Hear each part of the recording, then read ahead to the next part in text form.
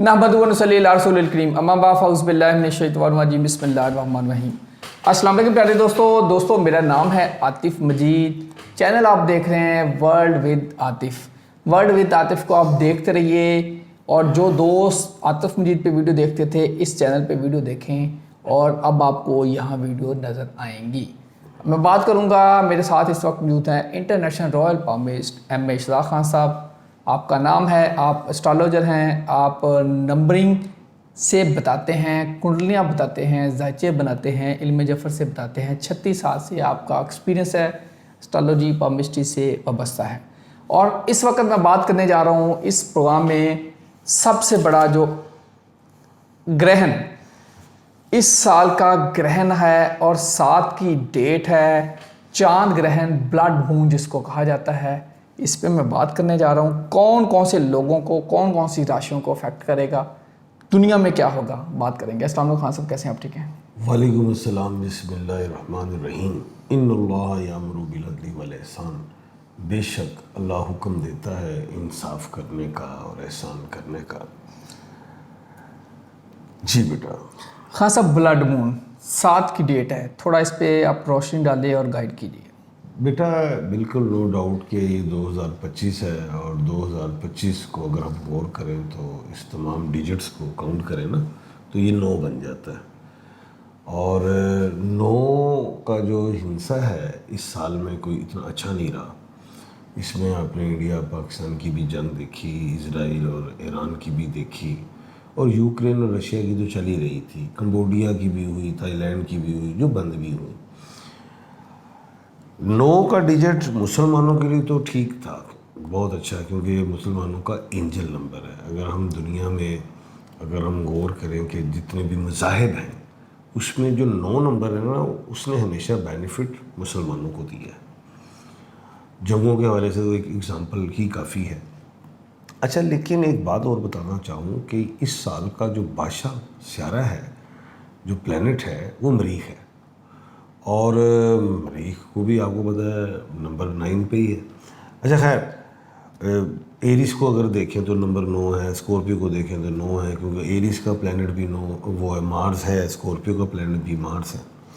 अच्छा, ये जो इस 9वें महीने में, सितंबर है 9वां महीना, 9 आ गया, इसमें जो चांद ग्रहण और सूरज ग्रहण दोनों हैं। सूरज ग्रहण का हम नेक्स्ट प्रोग्राम का बताएंगे आपको। चांद ग्रहण इस वक्त जो 7, ये पहली इस साल की में ये दूसरी दफ़ा चांद ग्रहण है, 7 सितंबर को है, 11th हाउस में है। और 11th जो हाउस है वो एक्यूरियस का है, और एक्यूरियस को जिसको बुर्ज दल्लू कहते हैं, कुंभ राशि कहते हैं हिंदी में। अच्छा, उस एक्यूरियस का जो अपना प्लैनेट सैटर्न है, जोहल जिसे शनि कहते हैं, वो रेट्रोग्रेड है, उल्टा है, जिसने 28-29 नवंबर को जाके सीधा होना है। अच्छा, ये चांद ग्रहण उस हाउस में है जिसका अपना प्लैनेट रेट्रोग्रेड है, उल्टा है। तो यहाँ पे एक बात समझ में आती है कि ये वाला जो चांद ग्रहण है ये वाकई ब्लड मून है, ये ब्लू मून नहीं है। ब्लू मून भी हम आपको किसी प्रोग्राम में बताएंगे कि वो ब्लू मून क्या होता है। अच्छा, ये ब्लड मून है। अब ब्लड तो खून है, सीधी सीधी गल है, तो खून मंगन टुरया है, ऐ ना चंद ते। दूसरी बात ये है भी संडे को, ठीक है, सूरज का दिन और सूरज आग का बना, ठीक है, और वो सूरज भी स्टार है, नॉट ए प्लैनेट। अच्छा, अब इसमें जो एक अजीब सी बात है कि चांद ग्रहण 7 को है, जिसे ल्यूनर एक्लिप्स कहते हैं, और हिंदी में खग्रास चंद्र ग्रहण 7 को है और 8 तक देखा जाएगा। लेकिन उससे पिछले दिन को अगर हम देखें ना, 6 को, और 6 का जो डिजिट है अगर हम न्यूमरोलॉजी में देखें, 1 अल्लाह पाक का, 2 नबी करीम सल्लल्लाहु अलैहि वसल्लम, 3 सफ़र, 4 जायदाद, 5 बख्त, 6 सहर और जादू। जो उसका पिछला जो डिजिट जो 6 आ रहा है, उस 6 में यूरेनस रेट्रोग्रेड हो रहा है, ठीक है। अब इसका रेट्रोग्रेड होना 6 से पहले मैं एक बात और दे दूं कि 5 से खराबी शुरू हो जाएगी, अल्लाह ना करे। 5 आज शुरू हो गया, 5 आज का दिन, तो आज से ही खराबी शुरू हो जाएगी चांद ग्रहण की। وہ اپنا پورا زور دکھائے گا. ایک تو کیونکہ جب بھی آپ کو یاد ہوگا میں عاطف مجید کے چینل پہ بے شمار کہتا تھا, آج تو میں ورلڈ ود عاطف پہ ہوں, تو میں نے اس چینلز پہ بھی اگر آپ دیکھیں لیکن تو میں نے ہمیشہ بتایا ہے کہ جب بھی کوئی پلانٹ کا ٹرانزٹ ہو تو اسے ایک دن پہلے بھی کام ڈال جاتا ہے اور اس کے اگلے دن بھی ڈالتا ہے. تو 5 تاریخ سے ہی دنیا میں ہلچل ہو سکتی ہے, اللہ نہ کرے, سیاسی ہو سکتی ہے, زلزلوں کے حوالے سے, ارتھکوئک کے حوالے سے ہو سکتی ہے, اسٹرومز, کلاؤڈ برسٹ, ایکسیڈنٹس زمینی حوالے سے, آسمانی حوالے سے, جو ہے جہازوں وغیرہ کا, ہیلی وغیرہ, کچھ بھی اللہ نہ کرے, وبا وغیرہ, یہ چیز, سیلابیں, اموات, یہ چیزیں دیکھی جا رہی ہیں. ایسا ہو سکتا ہے, اللہ نہ کرے ایسا ہو. اب ایک بات اور میں بتاتا چلوں کہ یہ جو ہے چاند گرہن اس سال تقریباً سارے کانٹیننٹ میں دکھائی دے گا. ایشیا میں آئے گا, جو پورا پاکستان, انڈیا تو پورا ہی دیکھے گا. آسٹریلیا میں بھی دیکھا جائے گا, افریقہ میں بھی دیکھا جائے گا, امریکہ میں بھی دیکھا جائے گا, یورپ میں بھی دیکھا جائے گا. یہ اس طرح کا چاند گرہن ہے اور پھر یہ 2 راتوں پہ محیط ہے. ٹھیک ہے, 7 اور 8 دونوں لے رہا ہے یہ بات ذہن میں رکھنا. اور 8 کا ڈیجٹ ہمیشہ میں نے بتایا لڑائی کا ڈیجٹ. 2024 میں آپ اس کے نمبرز کو کاؤنٹ کریں تو وہ 8 بنتا ہے, اور 8 تو شنی کا ڈیجٹ ہے. تو یہ 7 منافقت کا ڈیجٹ ہے, جو 7 سپٹمبر, 9 جو ہے وہ مریخ سے لیا ہے, 7 منافقت کا ہے, 8 شنی کا ہے, زحل کا ہے. یعنی کہ بہت ڈینجرس چاند گرہن ہے اس دفعہ کا. جی بات کیجیے. یہ سر ہوگا کیا اسے؟ ہاں یہ تو میں نے آپ کو بتایا ہے اس میں کہ اس میں اللہ نہ کرے کلاؤڈ برسٹ ہیں, اور اس میں اللہ نہ کرے سیلاب ہے, طوفان ہیں, اموات ہیں, سیاسی ہلچل ہے. ابھی آپ نے پروگرام میں شروع میں کہا تھا کہ کون سے سٹارز کو بینیفٹس, اس پہ آ رہا ہوں. جی بات کیجیے.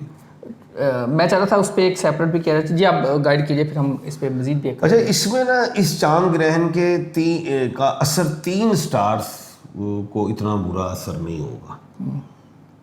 3 کو, جس میں ایک جو ہے وہ ایریز ہے, جس کو برج حمل, میخ راشی کہتے ہیں. ان کے نیم کے الفابیٹ جو ہیں AEIOUL اور Y, یہ بہتر رہیں گے. اور دوسرا ہے اسکورپیو, جس کو برشک راشی کہتے ہیں, اور جس کو برج اقرب کہتے ہیں. اور نیم کے الفابیٹ Z اور N. نیم کے الفابیٹ سے مراد یہ ہے کہ جن کو اپنے سٹارز کا نہیں پتہ, جو Z اور N والے لوگ ہیں, جو الف عین لام یہ والے لوگ ہیں, وہ Z اور N والے اسکورپیو کہلائیں گے, الف عین لام یہ والے ایریز کہلائیں گے, جن کو اپنے سٹارز کا نہیں پتہ. اور تیسرا ہے سیجیٹیریس, جس کو ہم دھن راشی کہتے ہیں, وہ ہم نہیں, انڈیا والے ہندو, اور جس کو برج قوس کا, اس کا نیم کا الفابیٹ F ہے. ان کے لیے بہتری ہے. باقی جو 9 سٹارز والے لوگ ہیں یا جتنے بھی نیم کے الفابیٹ باقی رہ گئے ہیں, انہوں نے بہت زیادہ احتیاط کرنی ہے. ایک تو نماز کسوف ادا کرنی ہے, استغفار پڑھنا ہے, ٹھیک ہے. اور نماز کسوف جو مرد حضرات ہیں وہ باجماعت بھی پڑھ سکتے ہیں, اور جو خواتین ہیں وہ گھروں میں ہی پڑھیں گی. اچھا, یہ پاکستان اور انڈیا کے اگر ہم ہاروسکوپ کو دیکھیں, ان کے زائچوں کو دیکھیں, تو اس میں اب آپ کو کیا یہ چیزیں نظر آ رہی ہیں؟ بیٹا پاکستان کے حوالے سے جو میں سیدھی بات کر دوں کہ 30 جو ہے اگست, اس میں جو مرکری ہے وہ غروب ہو گئی, اور مرکری کا ٹرانزٹ بھی ہوا. تو ایک ہی دن میں یہ 2 چیزیں ہوئی ہیں. اور اس کے بعد جو 6 سپٹمبر کو میں نے وہ یورینس کا بتایا ہے, اور 7 کو جو ہے میں نے چاند گرہن بتایا, اور 8 تک بات کی کہ 2 راتوں پہ محیط ہے. اور 16 جو سپٹمبر ہے اس میں جو سن ہے وہ ورگوں میں, اور 21 سپٹمبر کو جو ہے سولر ایکلپس ہے. تو بہت زیادہ ڈینجرس ٹائم چلے گا پاکستان کے لیے. اللہ نہ کرے, میرا ملک ہے, میری جان اس ملک پہ قربان, ہزاروں جانیں بھی ہوں, میں اپنے ملک پہ قربان کروں.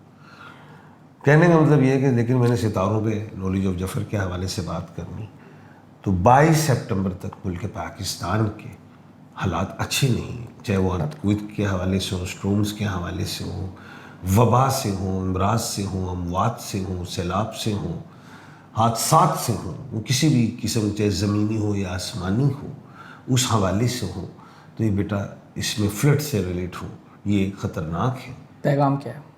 پیغام میرا جو ہے وہ یہی ہے کہ استغفار ضرور پڑھنا ہے، اور میرے ملک پاکستان کے لیے یا اللہ یا سلام یا مومن پڑھنا ہے۔ اللہ تعالیٰ آپ سب کا حامی ناصر ہو۔ عاطف مجید، رمیش خان سب کو دیجیے اجازت۔ اللہ حافظ۔ پاکستان زندہ باد۔ پائندہ باد۔